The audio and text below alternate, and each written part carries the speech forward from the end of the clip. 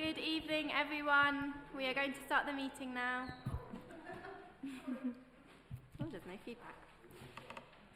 Welcome to tonight's meeting of the Petitions and Representations Board. The induction loop is now operative. Members and officers, please remember to switch microphones on and speak directly into the microphone and switch off again after speaking. The meeting this evening will be live streamed to the public and a recording of the meeting will be available on the Council's website within 24 hours of the meeting. Switch off mobile phones or put on silent mode. If you need to use your mobile during the meeting, please leave the chamber and return when finished. So do we have any apologies for absence? Yes, Chair, we have apologies from Councillor Zabid, Skeppelhorn and Alia Khan. And we've got the minutes of the last meeting. Are those agreed? Can I do an Sorry. apology for Councillor Skeppelhorn, please? Yes, Councillor Skeppelhorn as well. Cheers. And the minutes of the last meeting, have those been read and agreed?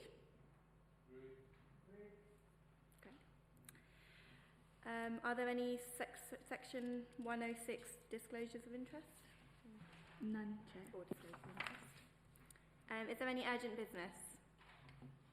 None, Chair. Okay, so we'll just go on to item 6, which is the petition for the reduction of speed limits on Barton Road, Luton.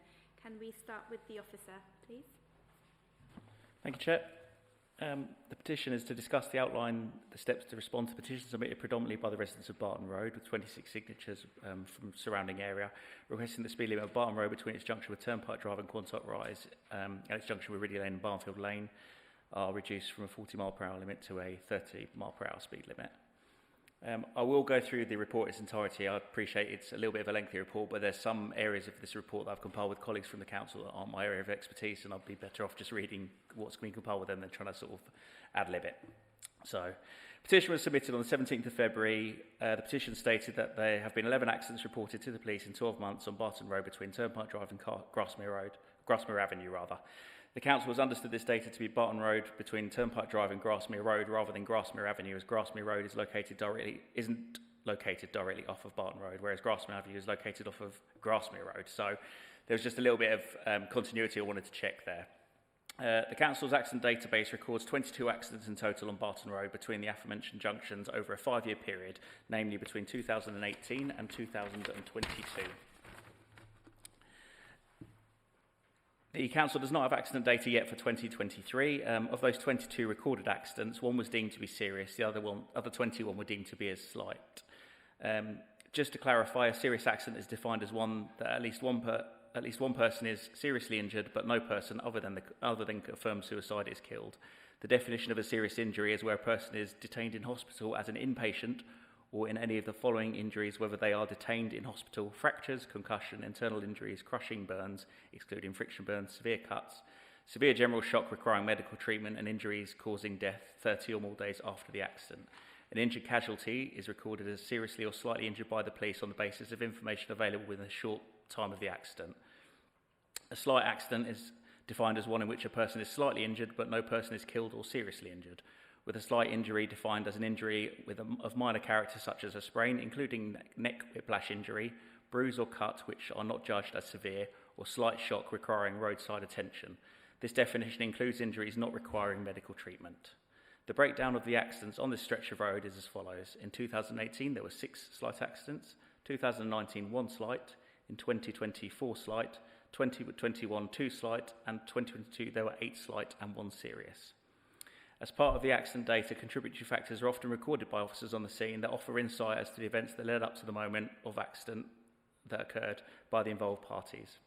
Of the 22 recorded accidents, 3 had contributory factors recorded as exceeding the speed limit, driver, rider, injudicious. All 3 of these were contributory factors and classified as slight accidents.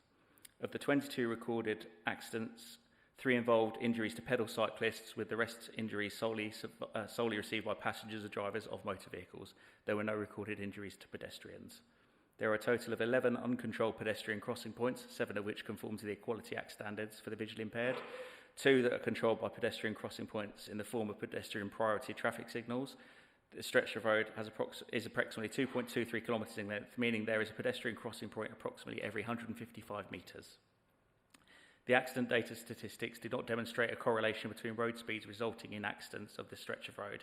It is acknowledged that there was a recorded rise in incidents in 2022. However, more data is required to ascertain if there's an upward trend or a freak occurrence. It is widely acknowledged that the best way to reduce traffic emissions and therefore, by extension, improving air quality is by encouraging a smooth driving style and absence of congestion rather than reducing speed. For example, engines are generally optimum and consistent cruising speeds of around 55 to 60 miles per hour. This is becoming increasingly important, as reported in the media, as there is an increasing body of evidence demonstrating the harmful effects of particulate matter created from brake and tyre wear. Nitrous oxide 2 levels are an area of concern the council monitors at the locations in the town. NO2 monitoring, or nitrous oxide monitoring, is not currently undertaken along Barton Road due to the separation of the facades of the residential properties from the curbside. NO2 levels do fall off rapidly from distance from the point of emission, i.e. within a few metres. It should be noted that the objective levels refer to concentrations at the facade of level receptors, normally residential properties. As the properties on Barton Road are mostly set quite far back from the carriageway, and emission reductions on the carriageway are likely to have a negligible impact on the residential properties overall. The nitrous oxide monitoring data for New Bedford Road towards the town centre, the data recorded at this location has demonstrated the air quality has not exceeded the council's objective levels for 5 years. Barton Road is a very wide, very straight road with the speed limit reduced to 30 miles per hour. Further measures would need to be installed to help keep the speed limit self-enforcing. As the main link road connecting Luton to Bedford and beyond, as well as a bus route and strategic emergency service vehicle route, vertical deflection to ensure road speeds are adhered to are not a viable option. Other options would need to be considered, however, these would likely lead to congestion and have a detrimental impact on the emissions. The cost of designing and installation of such measures would alter the road layout, would likely cost hundreds of thousands. The council has 2 proposals or options to take forward. The council undertakes speed surveys on Barton Road to ascertain what the 85th percentile is and to ascertain and continue the monitor and accident the data, prioritise any alterations to speed limits and traffic management should this be an evidenced issue that is recorded. The other option is to reduce the speed limit as per the petitioner's request and install measures that would help keep the limits self-enforcing. This will require formal public consultation, have a cost implication to the council and likely cost in excess of around £250,000. It would therefore need to be programmed accordingly when budgets permit or require a special bid. The recommendation from the Highways officers, the council conducts and undertakes a speed survey on Barton Road to ascertain what the 85th percentile is and continue to monitor the accident data and prioritise alterations to speed limits and traffic management should the evidence issue be recorded.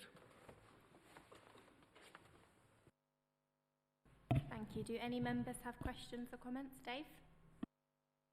Yes, thanks, Chair. Thanks for that, Mark. Have the police ever had any concerns on Barton Road?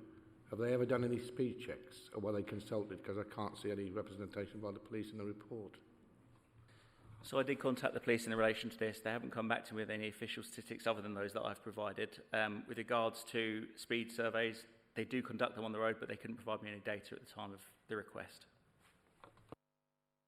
They have had speed checks in the past, the police, yeah. But it's Yes, not raised. right. It's not raised any real concerns. Speed checks are conducted on a number of the roads in the town, so it's not uncommon for the police to do it.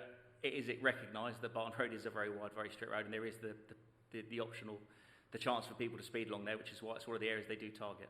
Yeah, I know it's pretty wide. I mean, I've tried to cross the road several times. There's a bus stop across the other side of the road, and you do have to wait a while. But that's not an issue for me.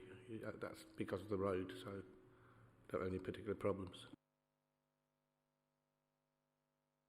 Do any other members have any questions? No? Okay, we'll go to the lead petitioner to speak. Thank you. So, individual residents have complained about speeding in the past, but seem to have no effect. So, collectively, our petition was signed by 87 residents, and 98% of the residents agreed that they wanted the current speed limit reduced. I just want to put a bit of historical background here. The speed limits in Luton were reviewed in 2007, and at this time, adjoining roads to Barton Road, for example, New Bedford Road and Icknield Way, were reduced to 40 miles an hour from 30 miles an hour. Even though at that time the criteria for 30 miles an hour was the standard limit in built-up areas with development on both sides of the road, and the 40 mile per hour criteria stated higher quality suburban roads or those on the outskirts of urban areas where there is little development should be few vulnerable road users.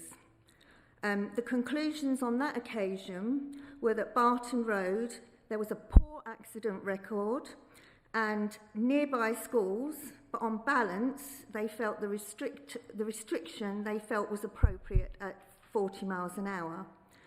The decision was made even though there were comments that were noted that the road severs a school catchment area and should be 30.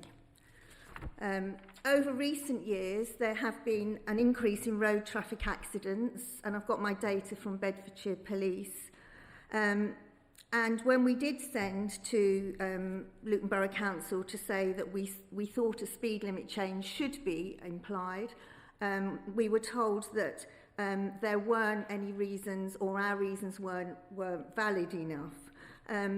So the data that we had in our response said that there were 11 slight accidents. When we got information from Bedfordshire Police over a 12-month period from June 2021 to August 2022, there had been 11 police-attended accidents between Turnpike Drive roundabout and Icknield Way roundabout. And one of these was attributed to the speed limit with careless driving and exceeding the speed limit. The data that I've just said is only a third of the stretch of road that we're talking about.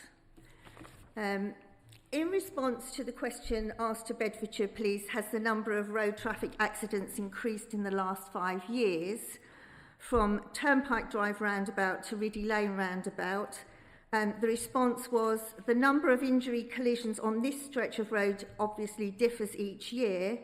As 2022 is not a complete year, they included 5 full years plus 2022. The figures they give only represent injury collisions, so there could have been many more collisions that there weren't injuries. Even though the data for 2022 was for only 3/4 of the year, it was already equal to the highest figure that they'd had in 2017. In 2017, it was 7, in 2018 it was 5, and in 2019 it was 3. I didn't put the COVID years in because that wouldn't have been a true reflection, I felt. So I think from the recent data from Bedfordshire Police, it's evident that the number of accidents has increased. Some are attributed to speeding and have caused injury to individuals and damage to property. So in order to reduce the speed limit, it should be to 30. I just want to give you some examples of comments members of the local area have said. While collecting for the petition, several residents talked about a collision when a school-aged cyclist was knocked off his bicycle and taken to hospital in an ambulance. That's not included in the figures. Another resident said, it's dangerous turning out of my drive with the speed of the traffic, especially with parked cars at the end of a school day. It's an accident waiting to happen. When we did the petition, there was also a house with barriers on the grass verge where a car had crashed into a tree and knocked down the boundary wall of the house. Our proposal reflects Luton Borough Council Road Safety Plan 2020 to 2025, with engineering measures focusing on a safe system approach. The Government's Road Safety Statement 2019 is reflected in an approach of applying principles for safe people, safer vehicles and safer roads. The Council's Road Safety Plan 2020 to 2025 has adopted the safe system approach for safer road environments by managing speed and improving the safety of vulnerable road users, including motorcyclists and pedestrians, as outlined in their Local Transport Plan 3.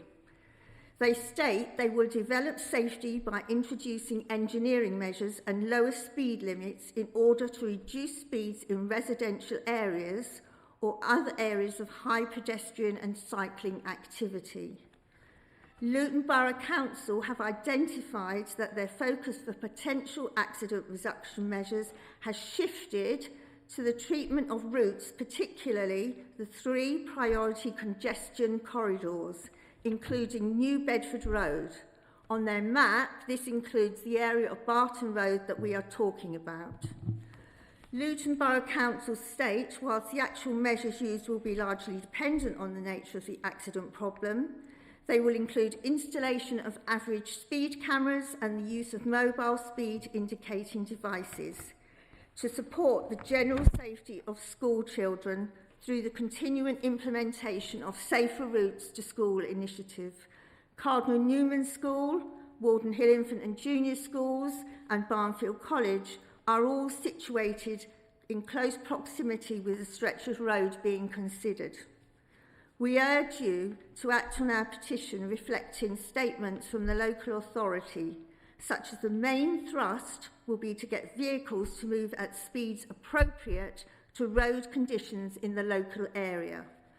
Lower traffic speeds significantly reduce casualties, especially amongst vulnerable groups, such as pedestrians, and we include in that school children, and should also improve safety and how safe the streets feel. With high numbers of school age and older pedestrians, the speed limit needs to be reduced to improve the safety along Barton Road. The decrease in the speed limit will get vehicles to move at a speed appropriate to road conditions in our area. This measure to reduce the speed limit to 30 addresses both actual and perceived road safety, which is important to encourage more of the population to walk or cycle. During the petition collection, one resident said that a car travelling at speed along the A6 mounted the pavement and almost hit her. She now only walks along the side roads, a clear example that we need to have safer streets for our pedestrians by reducing speed limits. When considering our petition, we urge you to realise the one-off cost of reducing the speed limit along Barton Road must be life-saving over cost-saving. By reducing the speed limit, it is hoped to reduce pollution and improve air quality, since it is a key initiative to reduce CO2 emissions. This will also have an effect on public health through air quality improvements. There is also a measurable link between traffic noise and speed. Studies have shown that reducing speeds by 6 miles an hour in an urban area would cut levels by up to 40%. By reducing the speed limit from 40 to 30 along Barton Road, residents, pedestrians and cyclists would benefit. Apologies, if I could ask wrap up in the next 30 seconds because I've already gone 4 minutes over. Oh, I'm sorry. No, that's okay. We were also told by the council the speed limit wouldn't change when we compared New Bedford Road to Barton Road because the roads were different, but a study of land use maps shows that the characteristics are the same, visibility is the same, although not always good along the 40-mile-an-hour stretch of road, particularly during school drop-off and pick-up times.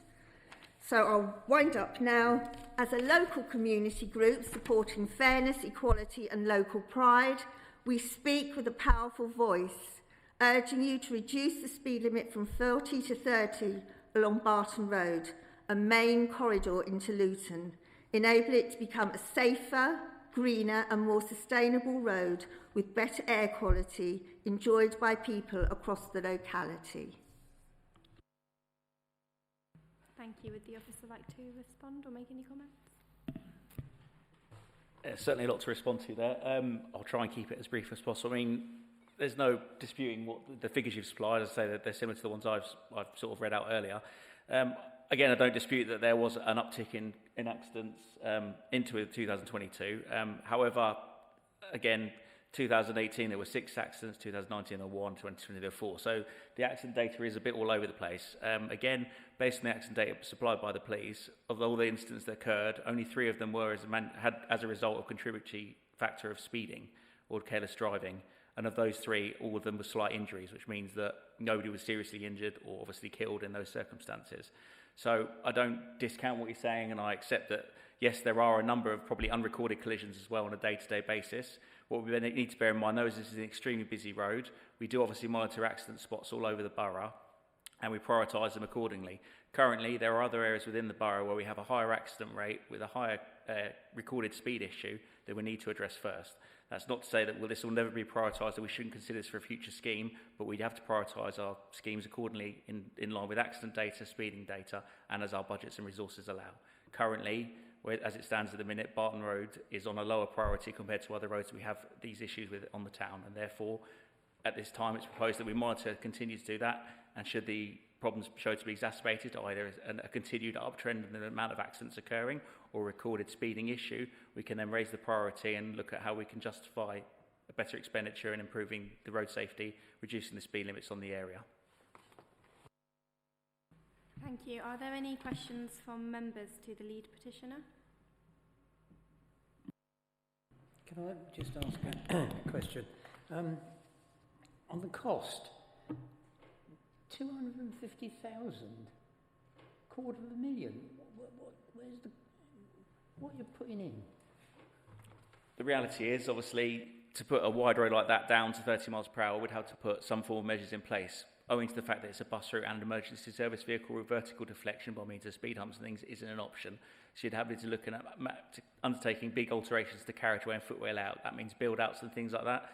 These things cost a lot of money, unfortunately, as a result of doing that. And putting them in sections won't be enough, obviously, due to the length of road that's covered. I think I covered it there, somewhere around 2 kilometres. It's a great big area that we need to convert and make amendments to. It all adds up, unfortunately. Sorry, could I ask a question sorry, about that? Oh, I'll just let Councillor Keane respond. Sorry, I was just going to follow up on that. You're talking about putting speed humps in as well? No, speed humps isn't something we'd be looking to implement, owing to the fact that it is an emergency service vehicle route and bus route. Speed humps, obviously, they cause problems for ambulance drivers that are transporting patients to hospital under blue light situations.